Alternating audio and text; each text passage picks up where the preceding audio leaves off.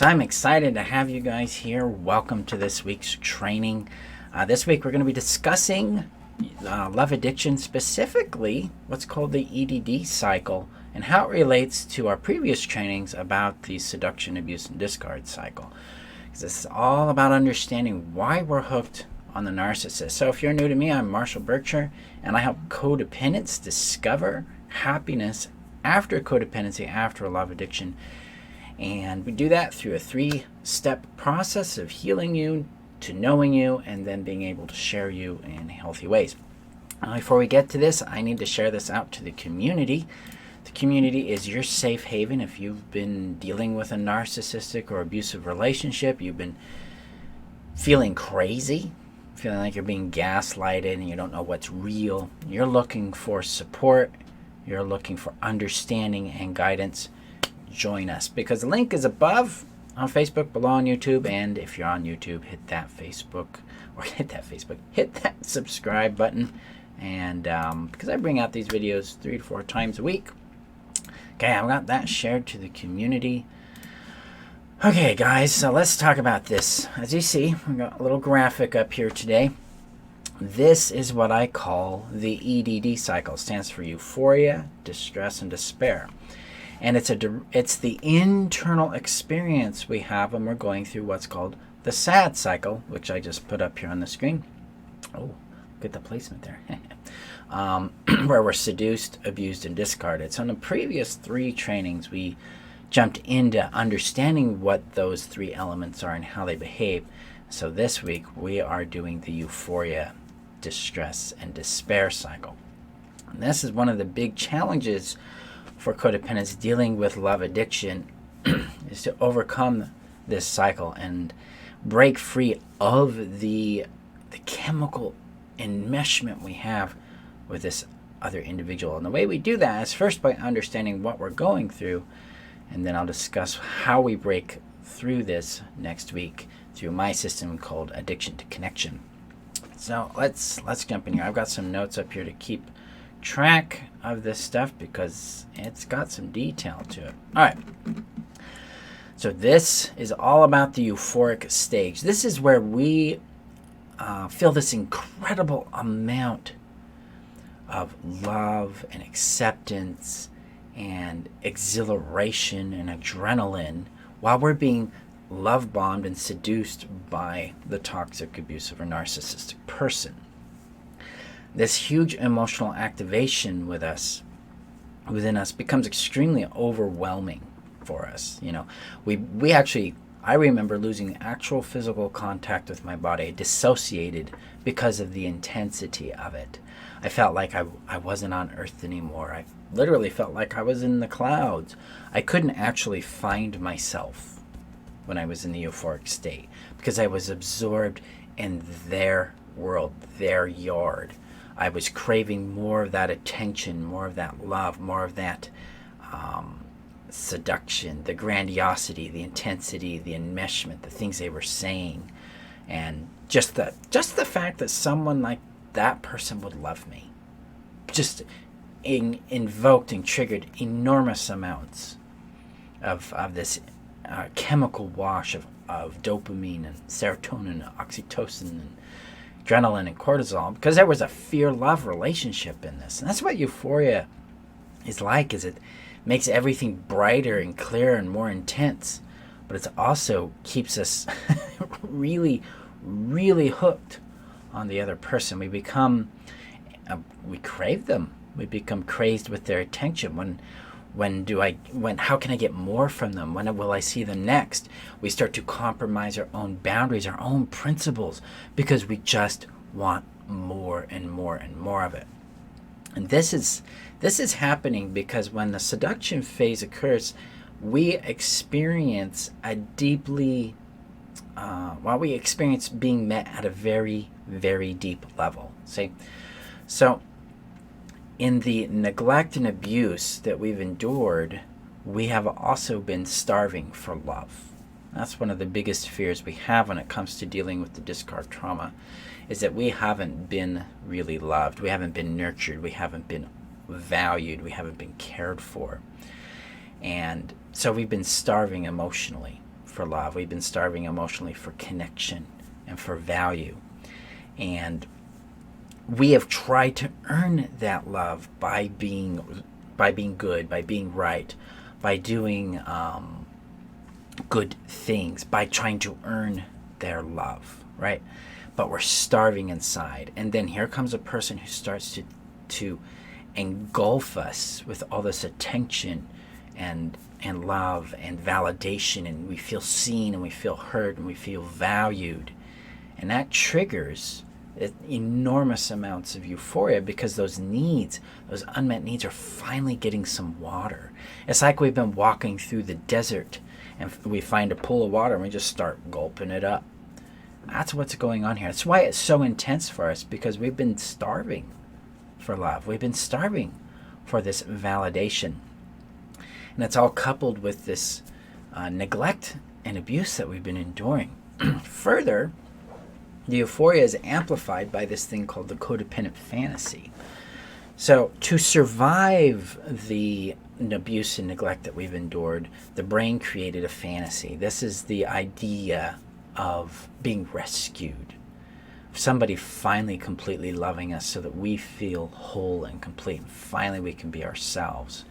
It's the notion that another person completes us, and that without another person, we are also incomplete, thus unlovable, right? Well, this love bombing, this seduction, it fulfills the fantasy. The fantasy finally begins to come true. It's finally, I found someone that really gets me, really loves me. I can't believe this is happening. They understand me so well, and you've only known them for like 3 days, things like that. So there's this fulfillment of the fantasy invokes all this euphoric chemical high, and it traps us in it, okay? Because euphoria is a strange state. Unlike healthy love, where we can actually reference ourselves and be able to maintain our boundaries and be objective, hi Michelle, be objective about what's going on, being willing to admit that maybe there's some red flags I need to address, or yellow flags that I need to confront, red flags I need to respect and leave. This euphoria blinds us to all of that. In fact, we become pretty defensive. We start to become aggressive to others who would be criticizing this person. We start to defend them. We start to protect them, because it's much like Bilbo in Lord of the Rings. They've got to, it's my precious. You got to protect the ring, right? And that's because we are chemically bonded with this person. We are going through an addictive experience to them because of this euphoria. And that addiction becomes really solidified or cemented when we go through the next 2 phases of the E.D.D cycle, which is distress and despair, which happen which coincide or are created by the abuse and discard phases of the sad cycle. So guys, this is really, really important to understand, because your freedom from love addiction, your freedom from trauma bond, is rooted in understanding what the euphoria is attempting to do. Okay, the euphoria is a result of unmet needs being satisfied finally, but in a huge and toxic way.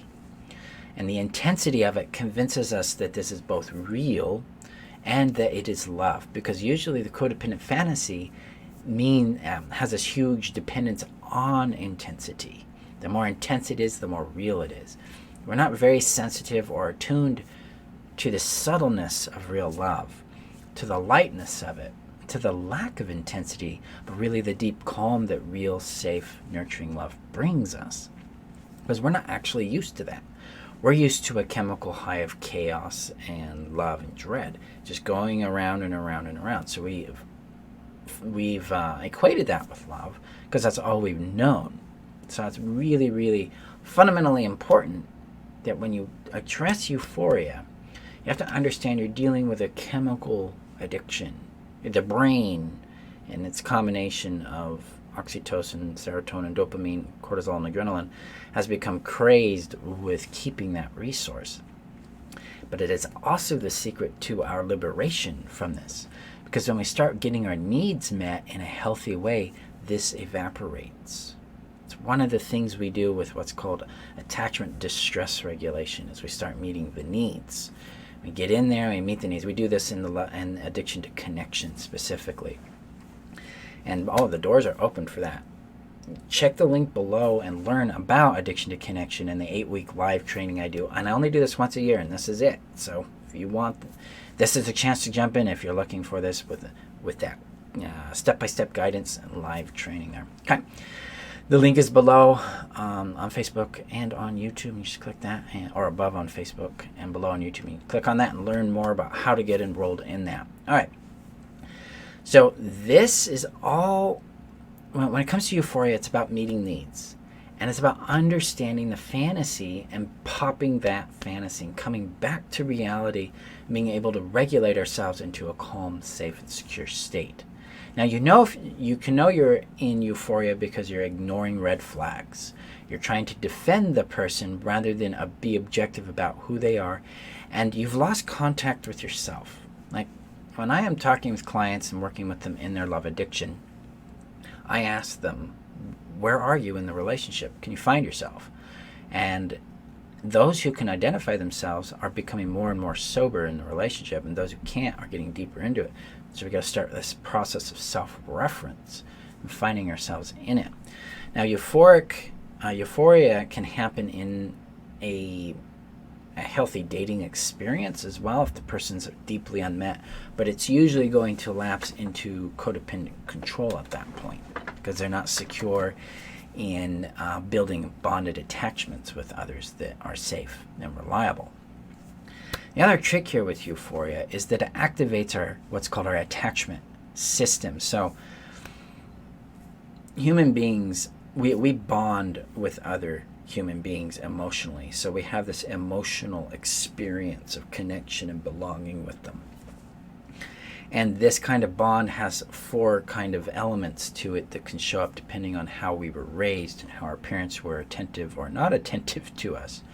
So it shows up in 4 ways. There's what's called secure attachment, which means I'm secure being myself with this person, and I'm secure that they will stay around, and I'm also secure if they leave, I am still okay. Okay?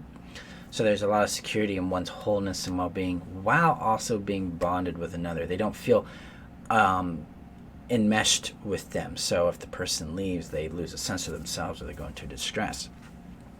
Second one is the anxious attachment. This is where we have a lot of anxiety and insecurity with being bonded to another person because we have experienced a massive unreliability and maybe unpredictability with people and feeling that emotionally vulnerable and connected to another human being.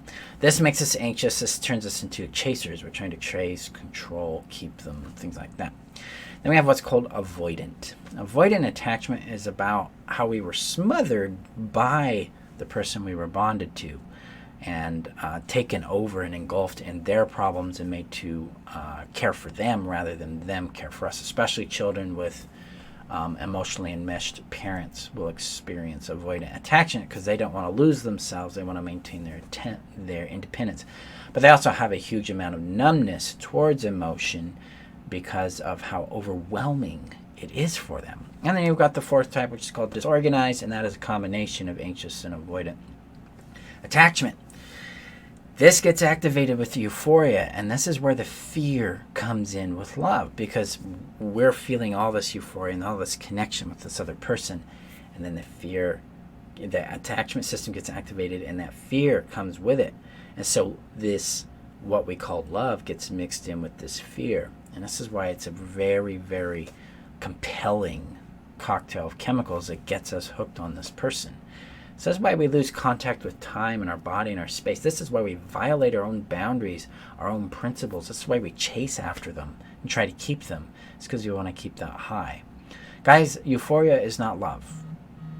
It has nothing to do with love. It has to do with meeting needs and enmeshing ourselves, becoming part of that other person in hopes that they will complete us. It's a strong signal that we haven't fully developed within ourselves yet into our own personal individuated self. And that's what we're going to talk about more going down the road, how we get there, how we make that happen.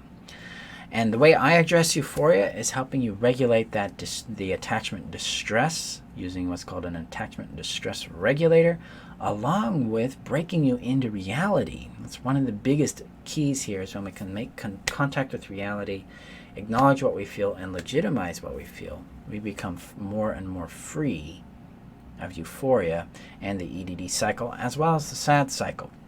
And that's what we accomplish in the Addiction to Connection course. Now, that course is open now. We start June 28th, so about 3 weeks from now.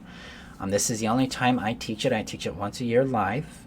So this, if you want to go through this live, this is your chance to do that. The link to enroll is below. And it's a very affordable live training program. It also gets you access to lifetime access to my live group mentoring that happens twice a week, and the other bonuses, which is the Heal System, which takes you deep in healing the emotional trauma of narcissistic abuse, Nurture, which is where you learn how to meet those internal needs so you become more and more free of the euphoria and love addiction. And you also get access to the Rapid Heal Guides, which only strengthen your healing and your expansion into yourself. So I invite you to enroll in that, because that is below. The link is below. If you're on YouTube and above, if you're on Facebook, I appreciate you guys. Today, if you're dealing with the euphoria, take a moment, have compassion for yourself, and realize and understand that it's just about your needs. It's about getting those needs met, and when we get them met in a healthy way, you're no longer going to be trapped by this sense of euphoria and by the EDD cycle. In our next training, we're going to be discussing the distress element of the EDD cycle.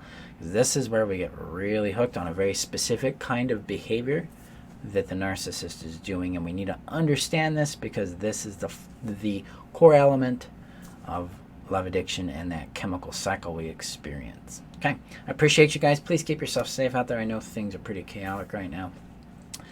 Let's honor the losses and tragedy that are going on, while also protecting ourselves and supporting those in need. Okay? Appreciate you. Remember that you're worth knowing, loving, and keeping, and I will see you guys in our next training. Bye-bye.